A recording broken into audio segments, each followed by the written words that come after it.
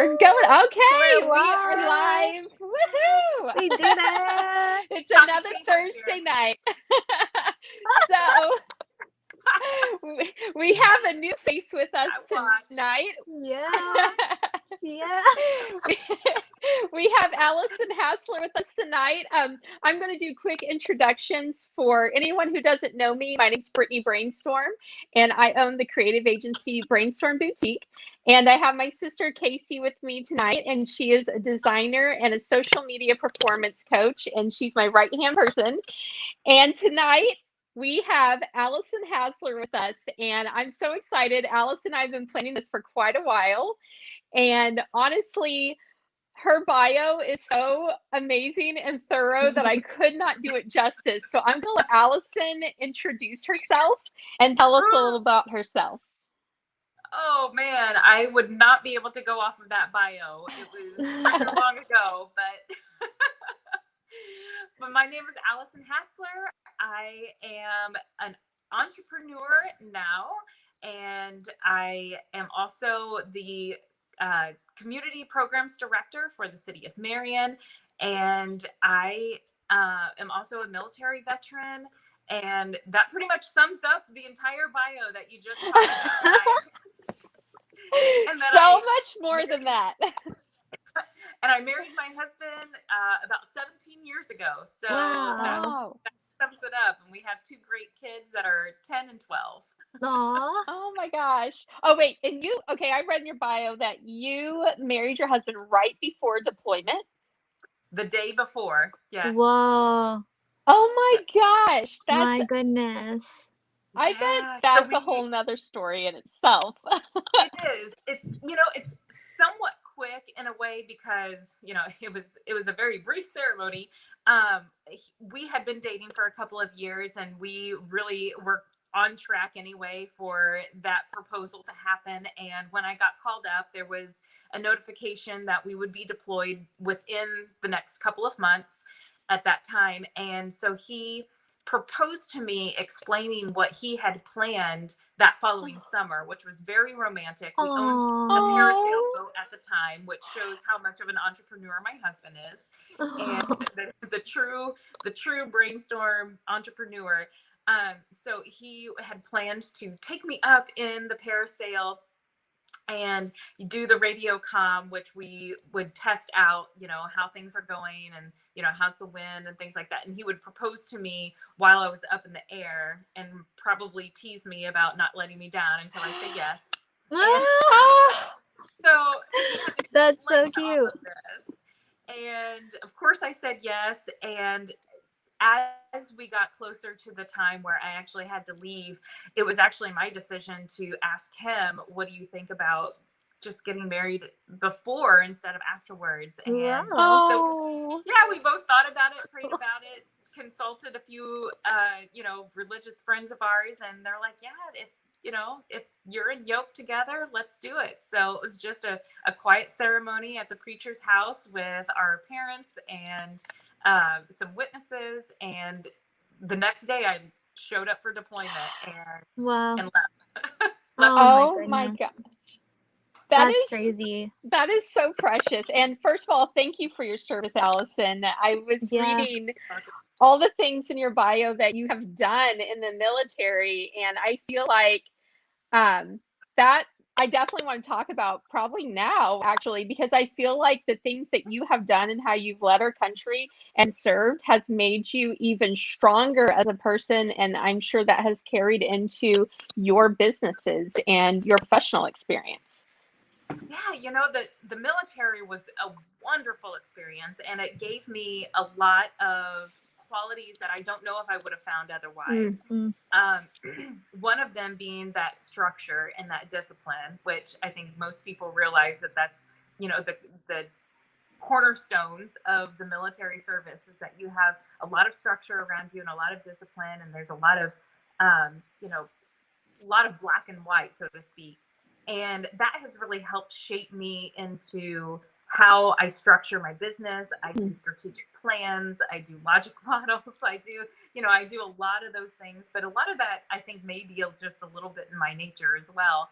And you know, and just the experience that I had deployed, you know, I signed up because I was a college student that wanted to get college paid for. I was a Yeah. senior in high school and Mm. wanted to delay a little bit of time because I didn't know what I wanted to go to school for. So I went into the National Guard. I come from a military family, so they are like, yeah, that sounds logical.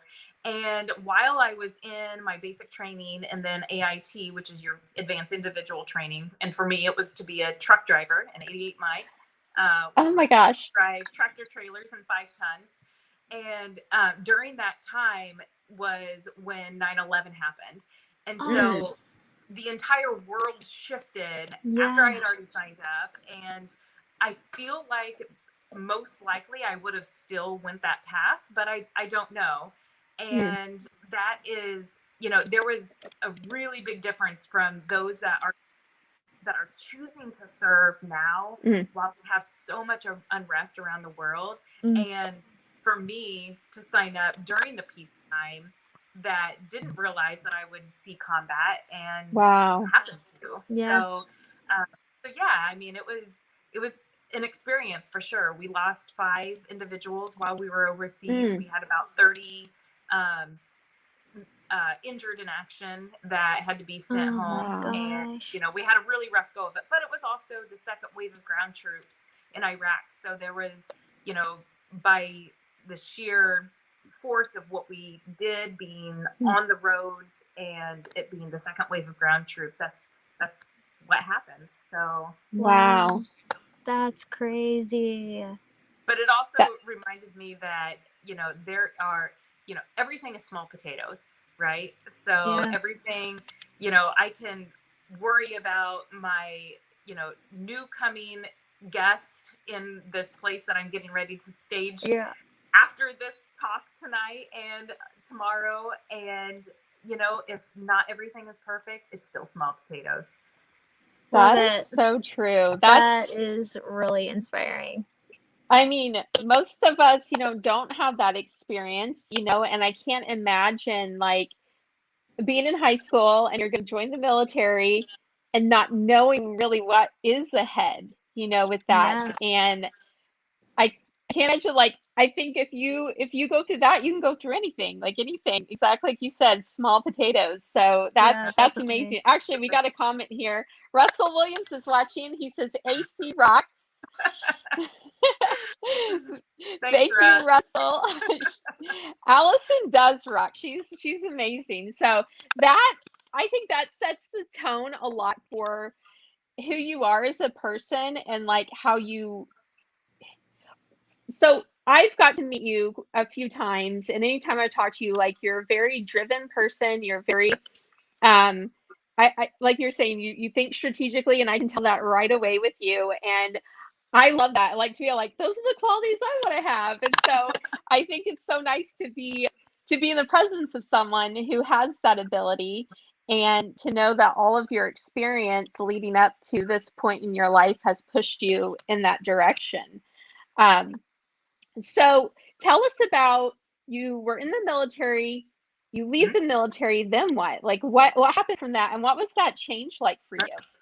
Sure. So as you would expect, that was a very hard time for not only myself, but my relationship with my husband, and being apart for so long. And, you know, we had literally just gotten married. And so we made the decision together that we would move away from, or that he would take a job that would take us outside of our regular, you know, our county that we grew up in. We both grew up in the same county.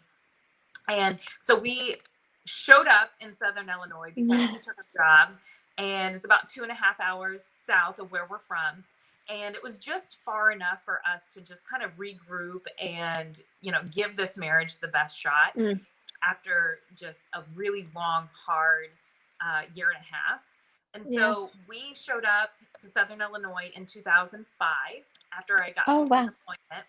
And he took his first job in his corporate field, and he was very happy with it, but he is an entrepreneur from the heart of hearts. And he had a business, mechanic shop, and a business in where we were from, and he had sold that and closed that up before he moved. So when he went back to a corporate job, it was great. It helped settle us into where we were staying, but his heart was just not there. And we were there for probably 2 to 3 years, and he decided that that was enough, and he needed to get back to start his own business again. So we lived on Lake of Egypt at the time. He found inspiration in the fact that we really needed our shoreline completely redone, but we were in one of those really hilly landslides, so to speak. So if somebody would be safe enough to get down to that hillside, which I don't think would have been possible, it would have been too expensive anyway, just to put some rock there so that our shoreline stabilized. So he built up a system called American Shoreline. It was basically a miniature barge and push boat with an excavator on it, with a hopper that he could fill with rock, sand, concrete. Oh my gosh, cement, that's crazy. all those things. So he developed this business out of nothing, and that's what he does. He's a really great person to he thinks of ideas all the time. And so he ran that for 8 years. It was very successful. He primarily was on Lake of Egypt, but he would deploy to other lakes also. But because he has that entrepreneurial spirit of creating, and he has that very creative spirit, he got really bored with the operations. So he was ready to turn that loose and start some other projects. So he sold that after about 8 years. He sold that. So that business is still in existence today with new owners. And so during that sabbatical, we decided to take some of those proceeds and reinvest that into a charter boat. So we bought a 50-foot motor yacht on Kentucky Lake. And he's always been around the water. He loves the water. So he's like, you know what? I have my captain's license. I would love to just charter a boat for some time. We did some research. There had never been a pleasure boat charter on Kentucky Lake or Lake Barkley in its existence from as far as we knew. And so we just started chartering, and it was everything from bachelorette parties to, the 50-year-old birthday bash to, my gosh, family reunions. And, it was the gamut. So it was a very, very fun chapter of our lives, if you could imagine. I was able to be first mate on weekends, and he would private charter by himself during the weekdays for a short time. So that was my first experience with the hospitality industry that I realized that I love, because I get so much energy from other people. But then I also realized that I love sharing the experiences that I love with other people. And that's really what the hospitality industry is about, is just giving that experience to other people. And I loved it because I love boating. I loved our boat. We were able to share that experience with other people. So that was my first taste in it, and just really helping him out in that experience. Fast forward for about, I think 3 seasons. We were probably in our 3rd season, and realizing that we were logistically trying to operate something that was an hour away, and we were still operating it all by ourselves, cleaning it ourselves, and things like that. And of course, you can't take kids on a bachelorette party, so we were always finding babysitters, and it was starting to look like the lifestyle that we didn't really want to build for ourselves. So we talked about selling it either as a business or just selling the boat outright. And we had discussed that for a while, but then at the same time, we revisited an idea that we had on the back 5 acres of our estate. We have about 12 acres in our homestead property, and the back 5 acres had just been, it's basically just a fence row and a big meadow. And we had looked at it at one time and it's like, you know, that would be really cool to do cabins on it or do some sort of really cool experience. So we revisited the idea. We decided to jump on board with that, and we went ahead and moved forward, and he was able to do a lot of the building and placement himself. He runs excavators and all the big equipment that makes it necessary.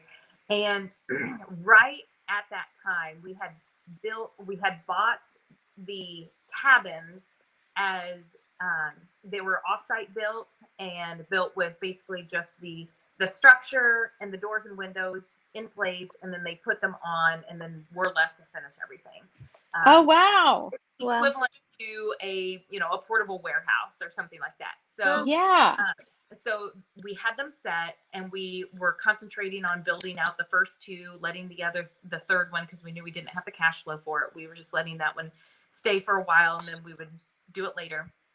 During this time, this was 2017, that we made this commitment. We put the purchase in. We did the cabins. We were getting ready to let go of the charter boat, but we hadn't done that yet.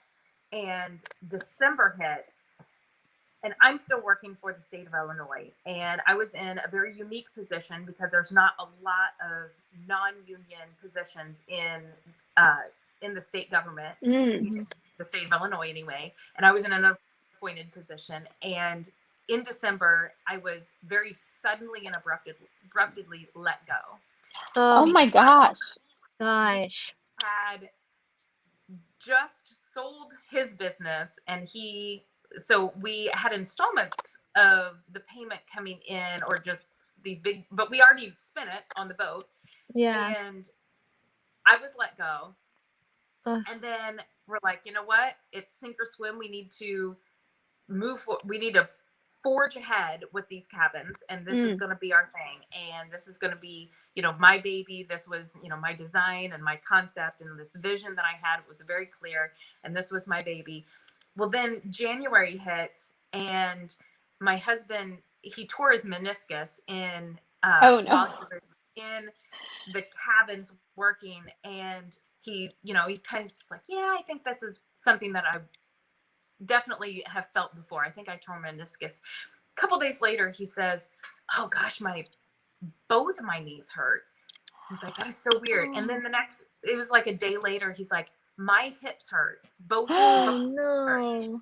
By the end of that week, he could not lift his arms. Oh my gosh. He's like, I can't move my arms and my shoulders. He's like, I can't use my shoulders.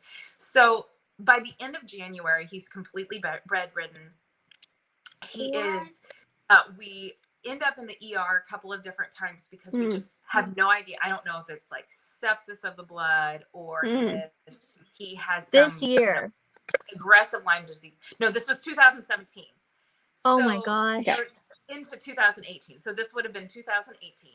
At first I was like, is this year? Because I'm literally going to start crying and like send you some flowers or something. No, like, this is hard.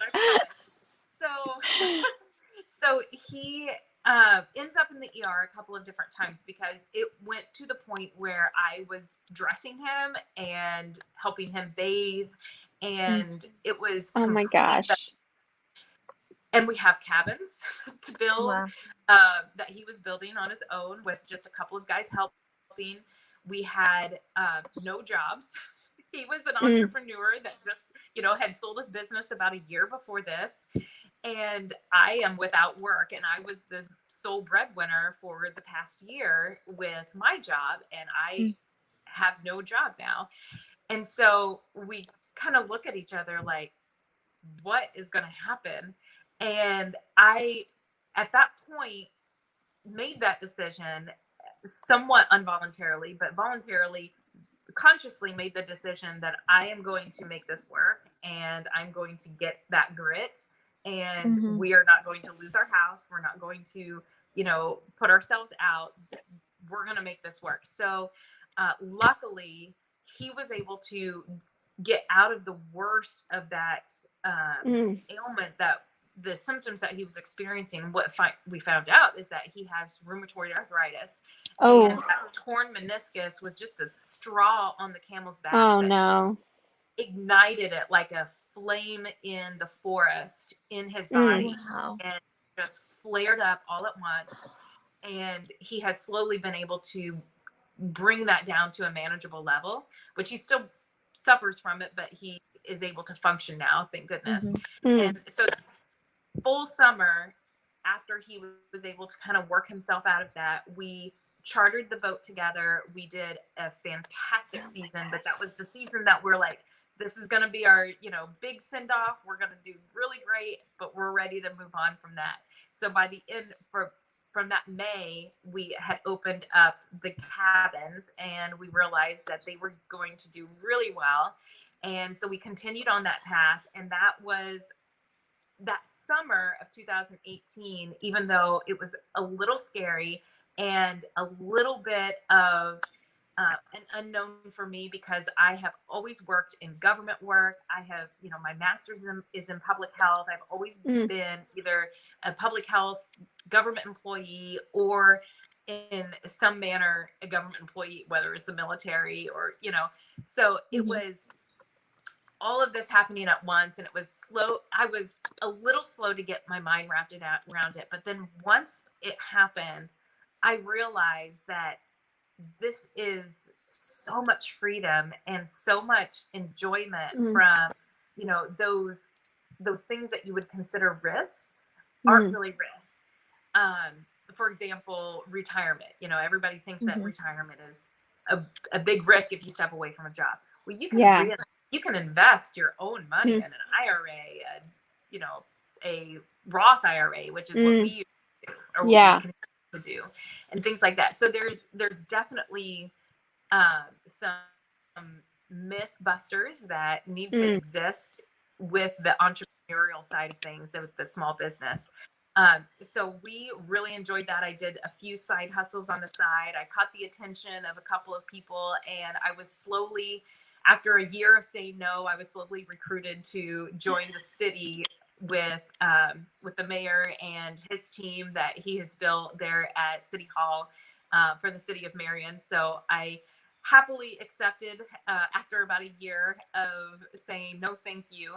And I did it because I was able to make that choice and be able to continue my business, because I created a business that, for the most part, is very hands off. And that was very intentional, because I love to travel like you do, Casey. I love spending time somewhere else. I want to spend, you know, a month in Florida or wherever. Exactly. And so it was very intentional for me to create that space in order to be able to do that. So I have been able to continue building my business as I work full time.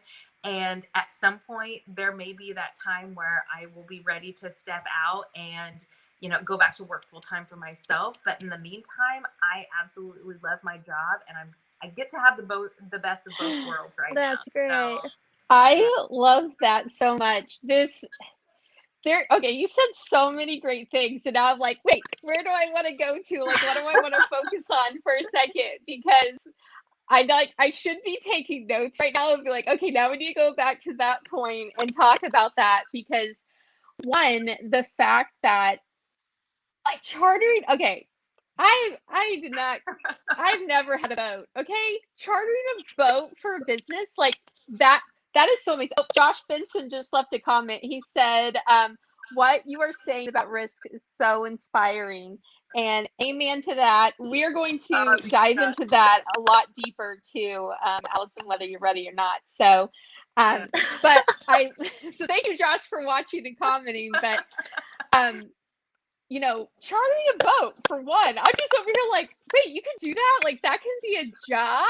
Like, if you love if you love boating and driving people around? You know, over the 20 years that I have been with my husband, we've been together for 20 years, been together for married for over 17, and he keeps life exciting. We have done all kinds of fun, you know, whether they're side hustles or, you know, just these really fun passion projects. We actually owned about 20,000 Chilton manuals at one time. Wait, what's that? What is that? What the heck is a Chilton manual?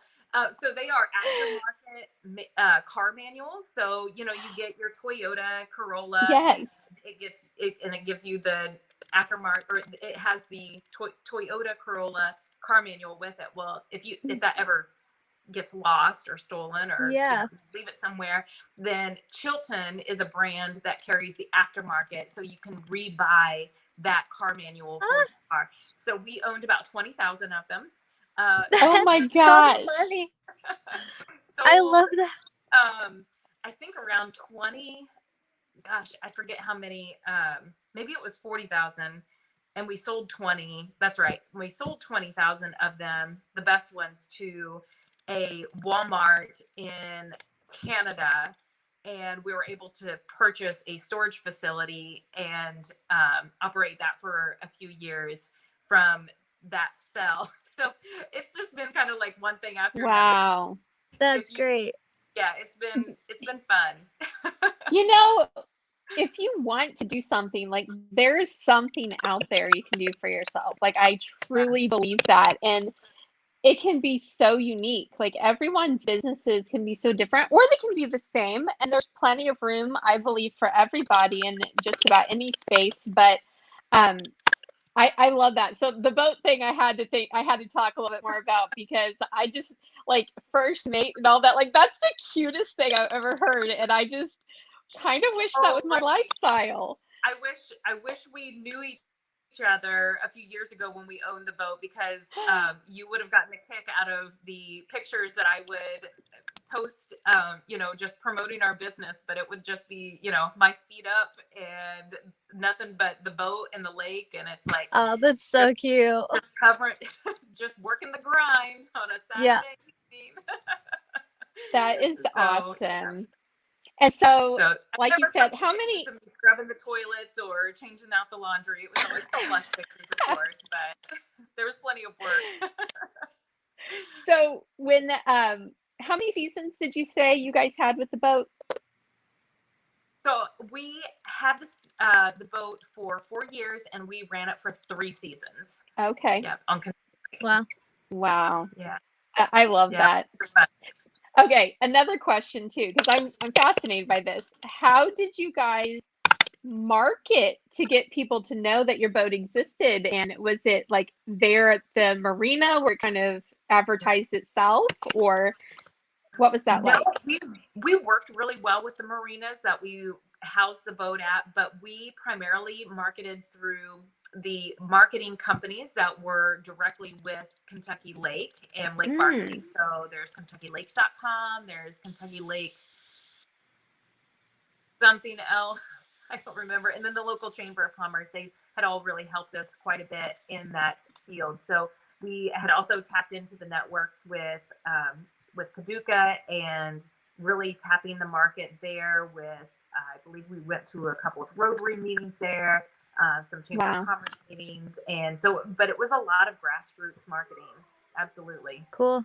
That's amazing. That is so cool. Okay. One more question. I'm done with the boat. Okay.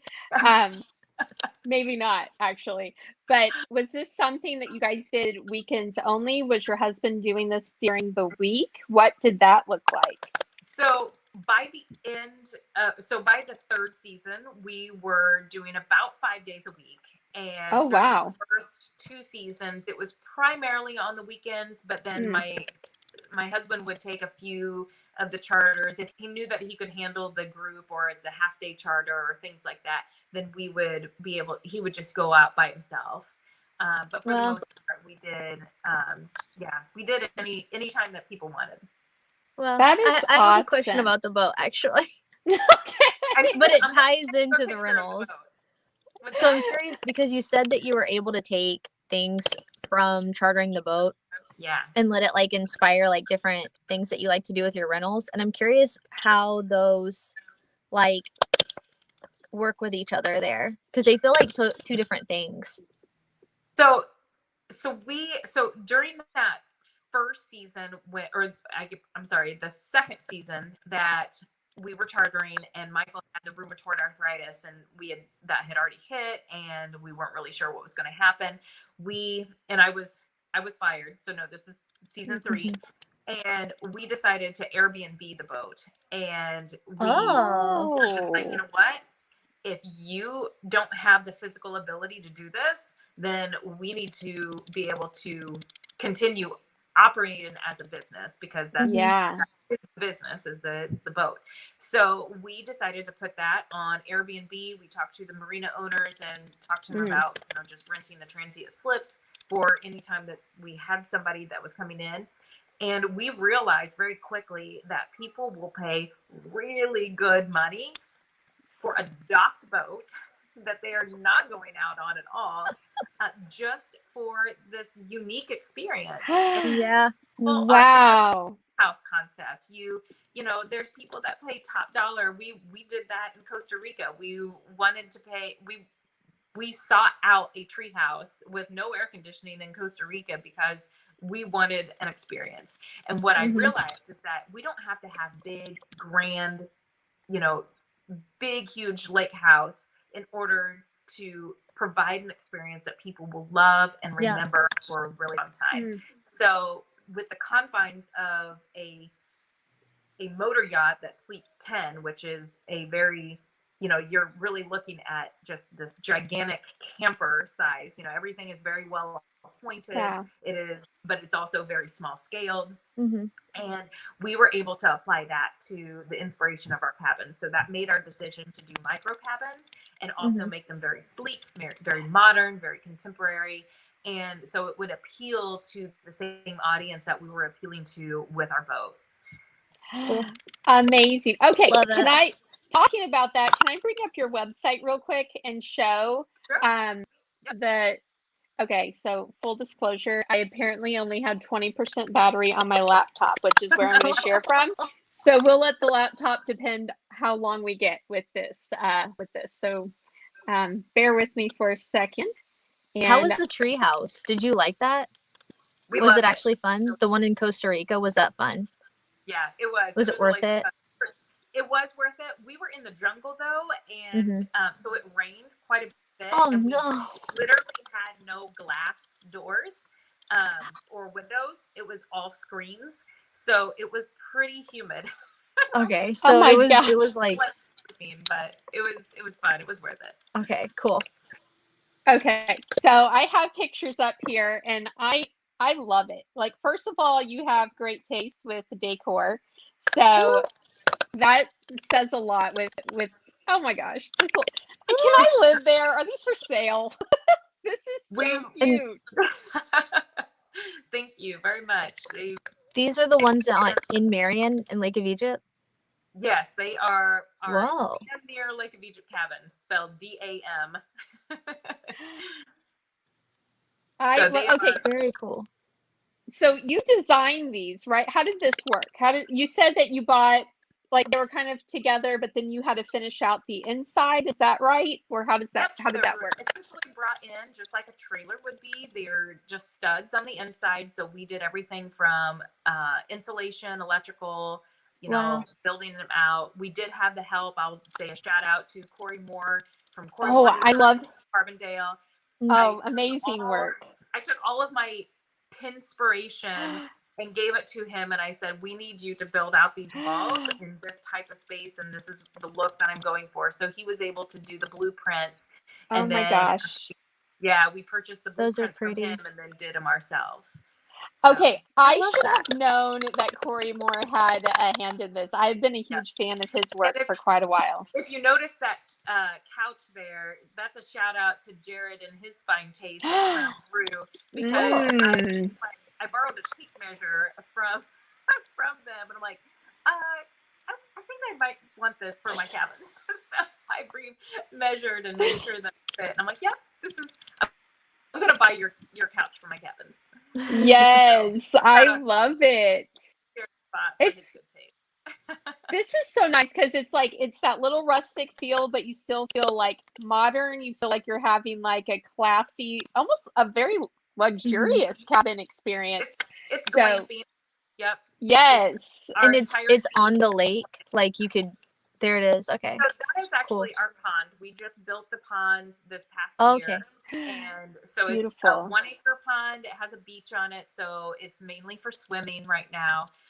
We'll probably stock it eventually with some fish, just to help the ecosystem of the trillion of tadpoles that are in there right now. But we love swimming there, and it's really fun, and it's for anybody that wants to enjoy it like we do. And yeah, so it is.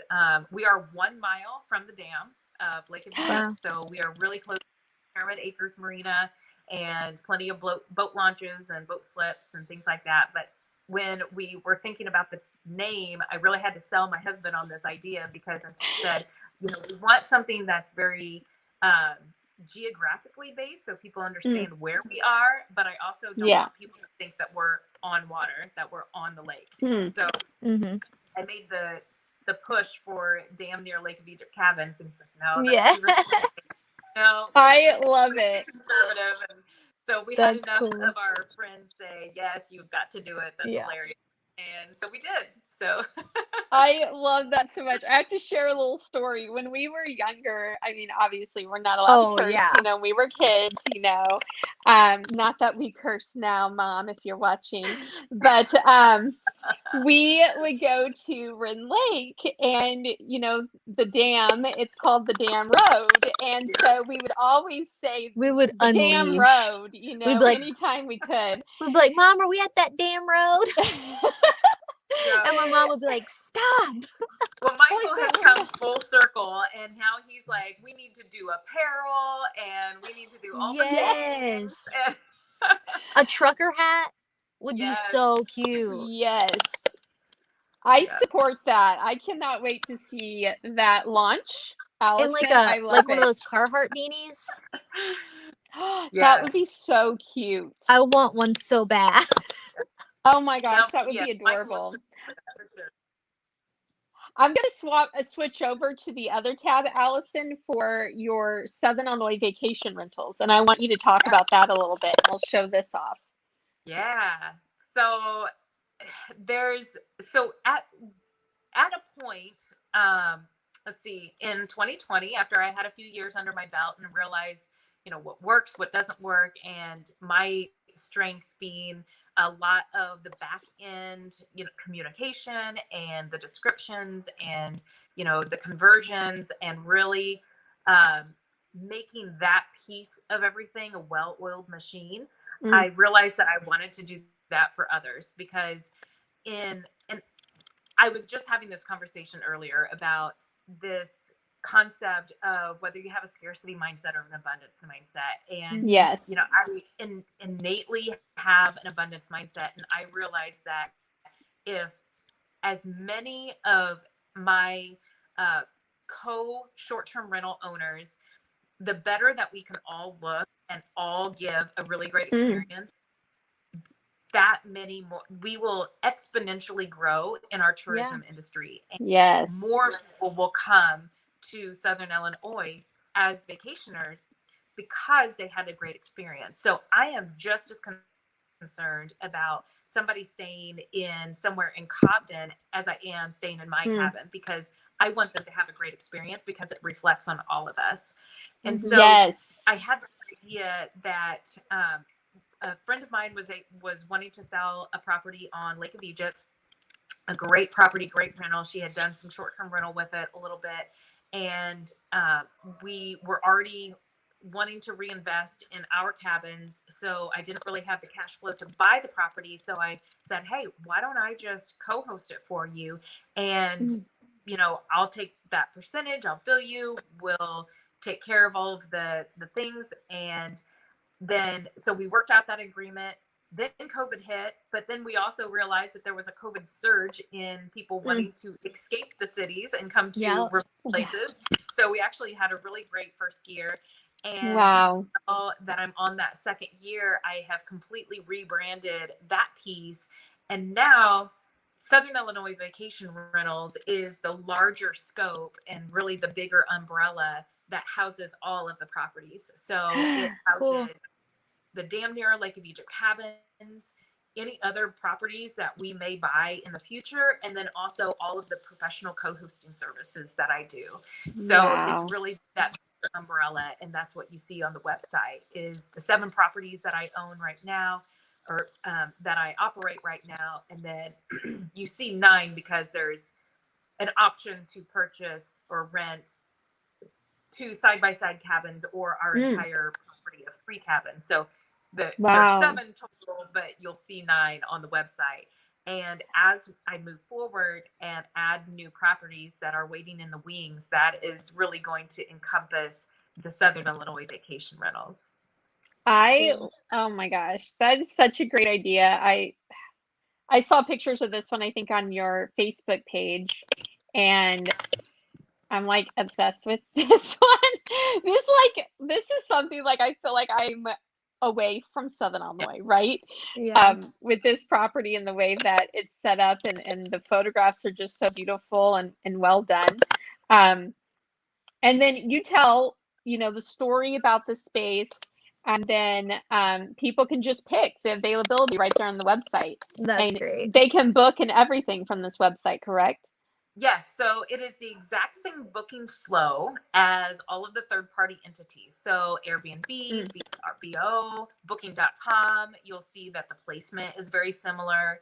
You'll see that the location and the availability calendars are very similar, and they are all designed for booking flow. They're all designed for conversion rates. So they are aligned, so that you're not burying the information that's most important for people. You are able to show that right when you are on the platform. People want to see pictures first. They'll decide, the majority of the time they're going to decide on those pictures first, and then location or availability, and then they'll make that decision to book. So it's really designed that way.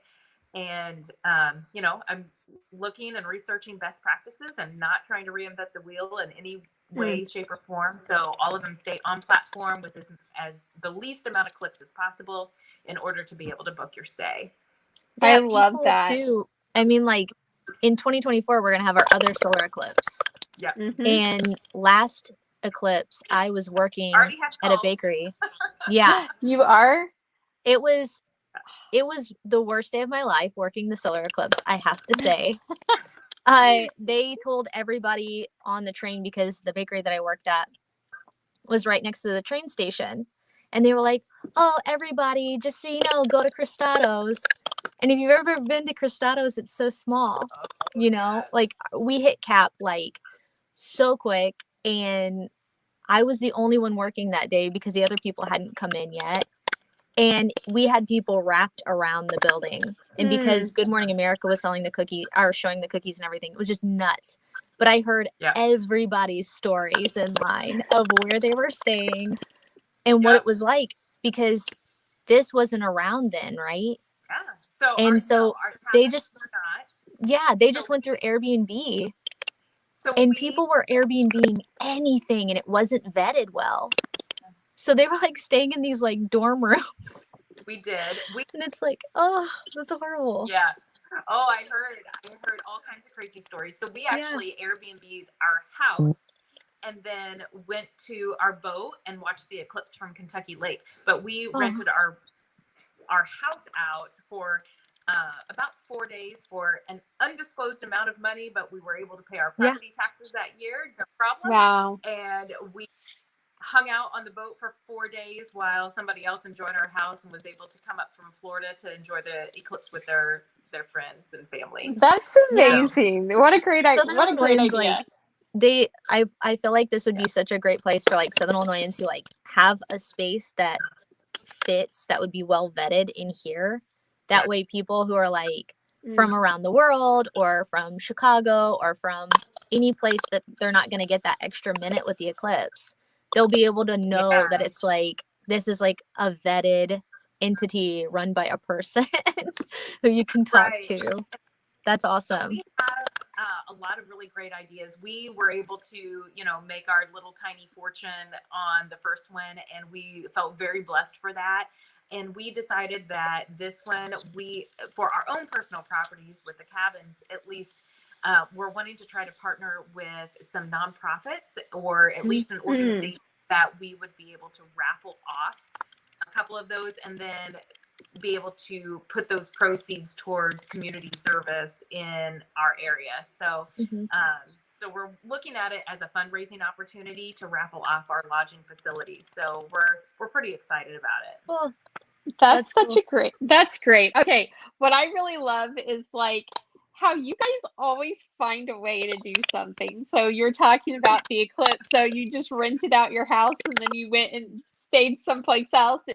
I was clicking around on your website. Did you say you stayed on your boat, or you went and you stayed with somebody during that time? No, we stayed on our boat. Yeah. Yeah. How fun. Okay, were you able to see the eclipse where you were then, or? Yeah, it wasn't quite as good as Southern Illinois, but it was really, really good. It was really, really close on Kentucky. And worth it. It was worth it, probably, just to on a boat. Yeah, be on a boat with like one single person and like a super crowded. Yeah, and it was really great. We were able to do that and be able to enjoy our. Sorry, my kid is sending me notes while I'm on here. Oh, they can join us too if they want to. You want to say hi, Micah? So, she probably remembers being on the boat when we did the solar eclipse. You want to say hi? My mini me. Hello. So she is feeling on top of the world for ears piercings. Oh, hey, that's a big deal. That's cool. It was a pretty Congrats big deal. on that. Wow. That's a big deal. I remember whenever I got mine done. So that's a pretty big deal. So what did you get? Do you have like the little studs in it right now where you have to like turn them, or? Yeah. I got my birthstone. Yep. In my What's your birthstone? April. Oh, that's a pretty one too. That's a pretty one. Yes, love it. That's great. Good for you. Congratulations. I love that. So Allison, do your kids, like, do they participate in the family businesses too, or what does that look like? They do, whether they want to or not, they do. So we have a rule at our house that anything that is required to do for the business, that is a business chore, which would include mowing the yard, weed eating, picking up sticks, anything has to do with landscaping around the cabins, watering things. They haul all of the trash from the cabins, and all of those things. All of the business chores are paid for chores, and then they have a separate list of chores that they are required to do to live in this house. So I love that.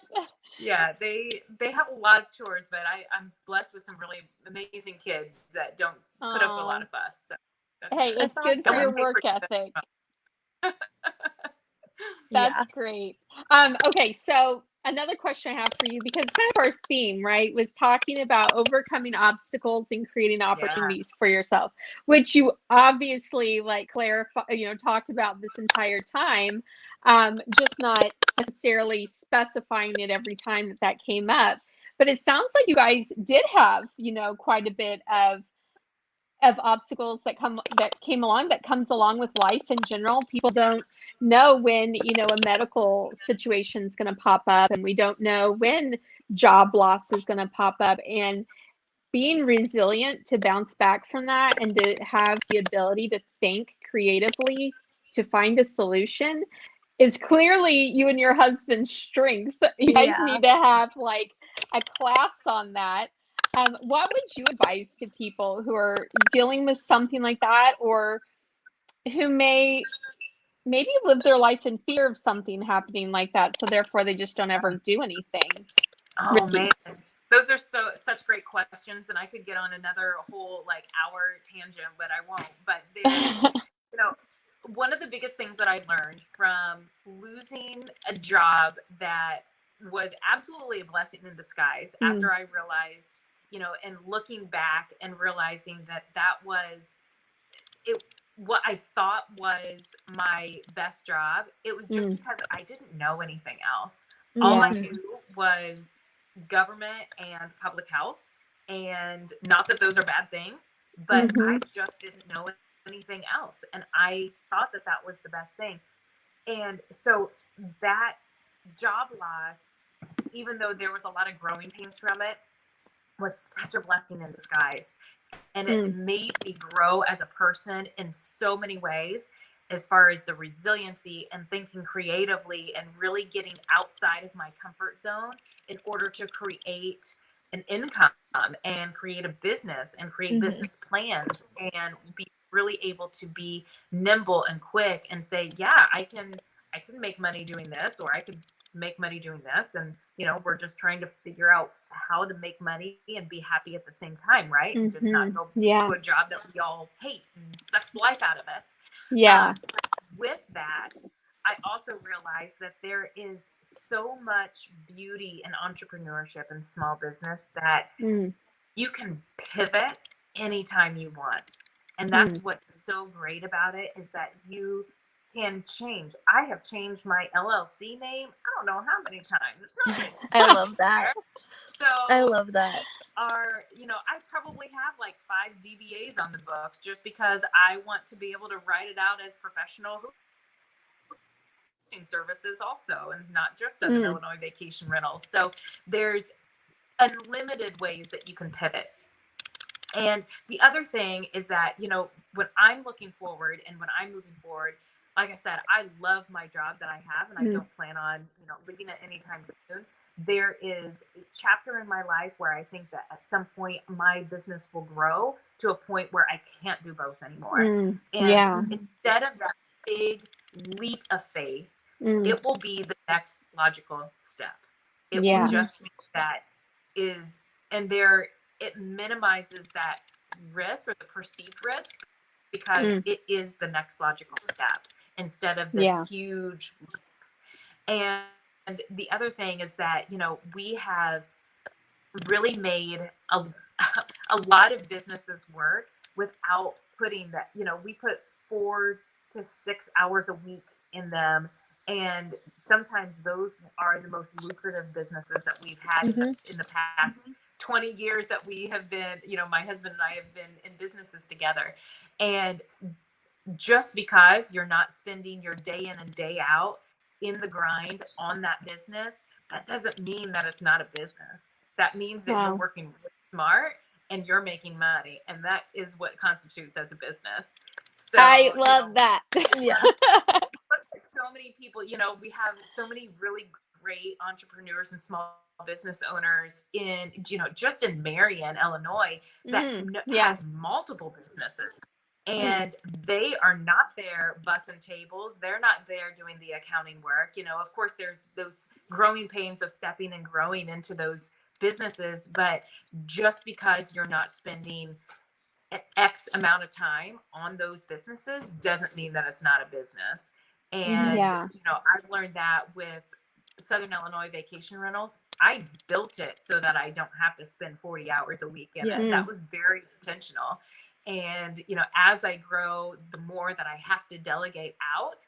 And, you know, I hired my first, you know, CFO, my CPA, and, you know, delegated those duties onto someone else now. And my next one would be marketing, because I am a slow mover on marketing. I'm a terrible marketer. Thank goodness I have a brand that is, you know, people can see it visually and they like what they see, because I am a terrible marketer. But I will leave you with this, that, and this may not be on point with the struggle, but I was on a quick little run today. I spent 10 minutes running. That's all I needed. I just needed to get out of my head. We have this big push, this last 24-hour push, in order for our number 3 cabin to be finished, and renters coming in tomorrow. And I spent my time slugging through this 10-minute run. And I thought, you know, even though I'm running 10 minutes, if I was to rest and eat and hydrate in the same way that a professional athlete does, this wouldn't be hard. And I would be able to excel so much quicker. And then I had this like next thought that let's take this a step further. And if I was to treat my businesses as a multi-million-dollar corporation, what behavior changes would I have?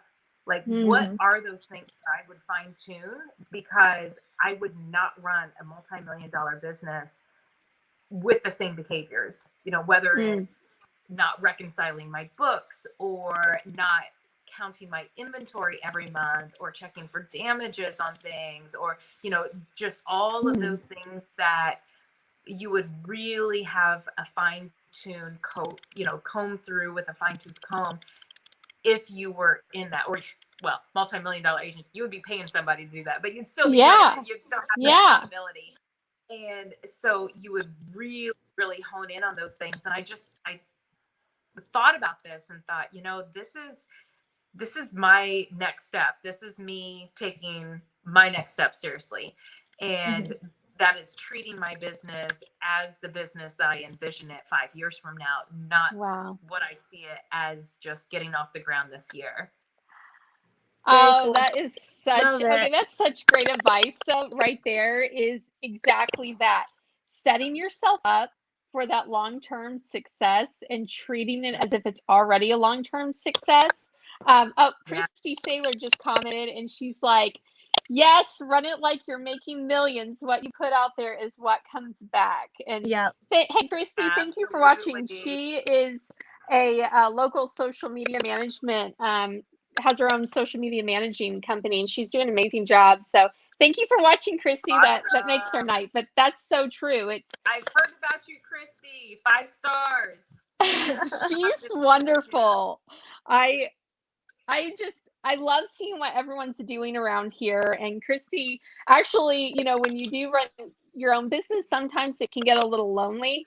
And, if you're not surrounded with enough people that you can talk to, and her and I, we do rely on each other a lot. And she just said, "Aw, shucks, thank you."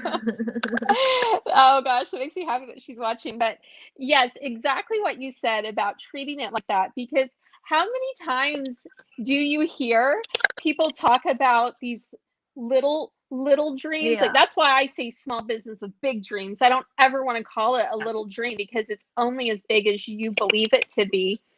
And I hear times when people are like, "Oh, how's your little business going?" Or "How's that little side thing going?" Like, like it's a small potato. Right. But we're making it to big potatoes. Right. Big potatoes with big dreams. The one that I spend 10 hours a week in is projected to be about 3 times the salary that I get on my 40-hour-a-week job. So, it's all in the numbers, and, it's what you make of it, It is. Yeah. Yes. There's just so many opportunities out there if you're willing to seek them or invent them for yourself. Yeah. And actually, one thing I wanted to say on your platform, like, are you welcome to other people joining it? Like in Southern Illinois, do they have to be managed by you? Like, what's your vision for that? So my vision is that if there's anybody that is interested in being on the platform, that I am I'm getting ready to move this into a much bigger website, and I'm having professionals design it. Shout out to Arthur Company. They're going to be the ones designing the website. Oh, they're so good too. So we'll start advertising, and the advertisement will be very much for the website itself and not for any one particular property. So there's going to be some huge benefits to that. Other than that, there's not a big push for me to get the other businesses on there, just because it's not a revenue generating. I don't want to generate revenue from other people's property unless I'm managed or co-hosting them. So I haven't pushed it that way, but you're absolutely welcome to jump on the platform and get listed with me.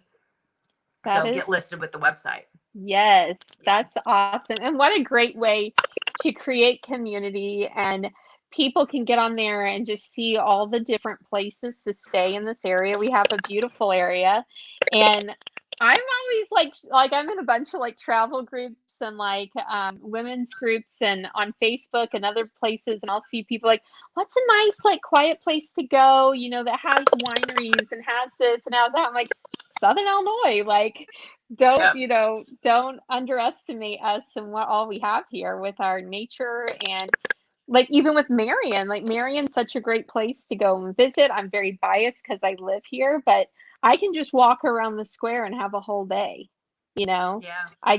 That's all I need. I can go to so many different places and experience different businesses. Creating something with a direct booking platform where it cuts out all of those commission fees that Airbnb, RVO charges. That's my ultimate goal, but there is, and that's an entirely different conversation that I'll say for another time. Yes.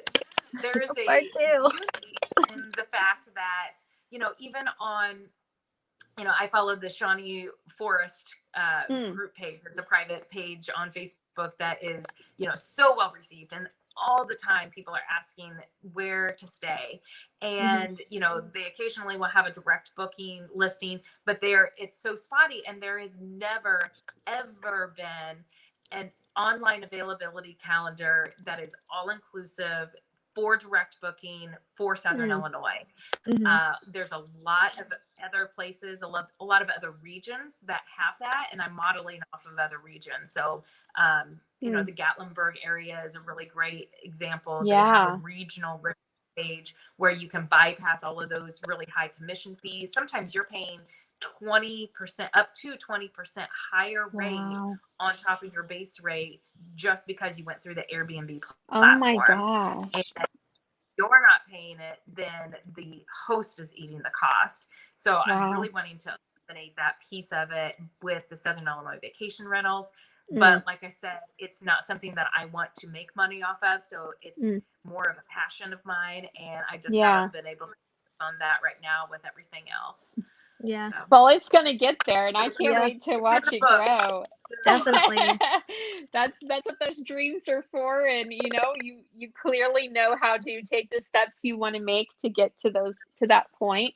And I mean, what you have now is beautiful. So I cannot wait to see the new one. Whenever you launch it, it's going to be gorgeous. So I'm in love with it. But Alice, I'm so glad we got to take your time tonight and talk to you about all of this. Casey, do you have any questions for her before we let her go? Anything you don't think we touched on? Are your cabins pet friendly?